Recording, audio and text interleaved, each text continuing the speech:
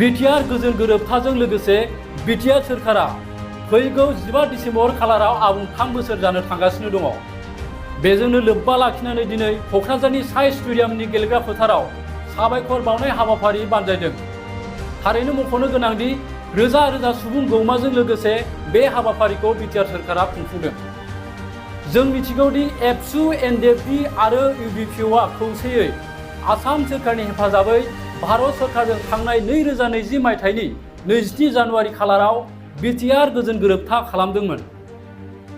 मख'जाथावदि थामथि खेबनि थाखाय बर' माहारिनि जेंना जेंसिफोरखौ सुस्रांनायनि थांखिजों खालामनाय बे बिटिआर गोजोन गोरोबथानि उनाव इउपिपिएल बिजेपिनि जथाय सोरखारा आबुं 3 बोसोर जानायनि लामायाव। बे बिटिआर सोरखारनि बे आबुं 3 बोसोर जानायखौ लोब्बा लाखिनानै दिनै भारतनि गाहाय मन्त्रि नरेन्द्र मदिजों लोगोसे गुबुन गुबुन मिरु सोरखारनि दैदेनगिरिफोरखौ आरो आसामनि गिबि मन्त्रि डक्टर हिमन्त बिश्व शर्माखौ साबायखर बावनाय हाबाफारि बानजायदों बिटिआर सोरखारा। बছৰ কমপ্লিট হ'বলৈ গৈ আছে অহা ডিসেম্বৰ 15 তাৰিখত আৰু আমাৰ যেটো চুক্তি আছিলে 3 বছৰ যোৱা জানুৱাৰীৰ 27 তাৰিখত হৈ গ'ল। এতিয়া সকলো ৰাইজে অনুভৱ কৰিছে, আমাক কৈছে যে যেটো শান্তি বড়োলেণ্ডত প্ৰতিষ্ঠা কৰা হ'ল, এই শান্তিটো সুযোগমীয়া কৰাৰ কাৰণে সকলো অংশগ্ৰহণ কৰি এটা সেলিব্ৰেশন কৰিব লাগে। আৰু প্ৰধানমন্ত্ৰী নৰেন্দ্ৰ মোদী ডাঙৰীয়া, ভাৰতৰ গৃহমন্ত্ৰী অমিত শাহ ডাঙৰীয়া আৰু অসমৰ মুখ্যমন্ত্ৰী ডক্টৰ হিমন্ত বিশ্ব শৰ্মা ডাঙৰীয়াক ধন্যবাদ জনাব লাগে। আৰু ইয়াৰ কাৰণে আজি আমি এটা থ্যাংকস গিভিং প্ৰগ্ৰাম হিচাপে কোকৰাঝাৰ সাই ষ্টেডিয়ামত হাজাৰ হাজাৰ লোকৰ উপস্থিতিত আয়োজন কৰিছে। কাৰণ বড়োলেণ্ডে এতিয়া শান্তিটো সেলিব্ৰেট কৰি আছে।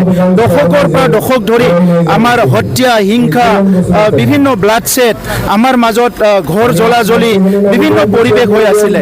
ইয়াত সকলো আতংকিত হৈ আছিলে। তেনেকুৱা পৰিৱেশ যোৱা 3টা বছৰ কমপ্লিট হৈ গ'ল। ইয়াত কোনো ধৰণৰ অশান্তি হোৱা নাই, কোনো গত সংঘৰ্ষ হোৱা নাই। সকলোৱে শান্তি আৰু নিৰাপত্তা পাবলৈ সক্ষম হৈছে।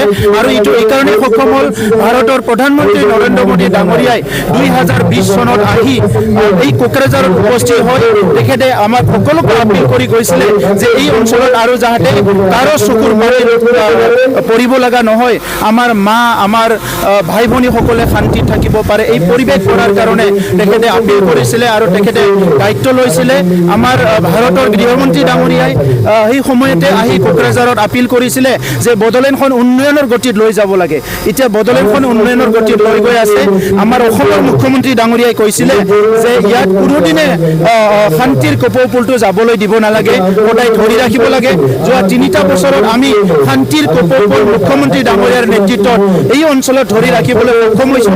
সেইকাৰণে আজি আমাৰ 3 বছৰ কমপ্লিট হোৱাৰ আগে আগে আজিৰ এই সেলিব্ৰেশনটো লৈছোঁ। আৰু বিটিআৰ বাসীৰ তৰফৰ পৰা ভাৰতৰ প্ৰধানমন্ত্ৰী ডাঙৰীয়া, ভাৰতৰ গৃহমন্ত্ৰী ডাঙৰীয়া আৰু লগতে অসমৰ মুখ্যমন্ত্ৰী ডাঙৰীয়ালৈ আমি হাজাৰ হাজাৰ ধন্যবাদ জ্ঞাপন কৰিছোঁ। অলপ পিছত